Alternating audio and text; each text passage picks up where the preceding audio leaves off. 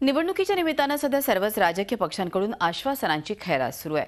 सत्ता आल्यास हे करू ते करू असं सांगून भविष्यातील विकासाचे शाब्दिक इमले चढवले जात आहेत। मात्र विकासाच्या दृष्टिकोनातून महाराष्ट्राला नेमकं काय हवंय याचा विचार होणं गरजेचं आहे।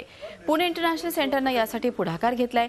विविध क्षेत्रातील तज्ज्ञांच्या सहभागातून तयार करण्यात आलेल्या प्रगतिशील महाराष्ट्र धोरणात्मक पथदर्शिका 2014-2019 या अहवालाचं प्रकाशन पुण्यात करण्यात आलं। शिक्षण, रोजगार, संशोधन, शेती, उद्योग, आरोग्य, नैसर्गिक संपत्ती अशा विविध विषयांमध्ये आवश्यक धोरणांचा समावेश या अहवालात करण्यात आला आहे। आमच्या पुणे इंटरनॅशनल सेंटरच्या तर्फे आमचं की महाराष्ट्र कसा प्रगतिशील झाला पाहिजे त्यासाठी काय केलं पाहिजे त्याबद्दल आम्ही केलं। आता काही ज्या असतील पार्टीज त्यांचा वेगळा थोडा दृष्टिकोन असेल, पण शेवटी विकास हाच महत्त्वाचा मुद्दा राहणार आहे। झी 24 तास रहा एक पाऊल पुढे।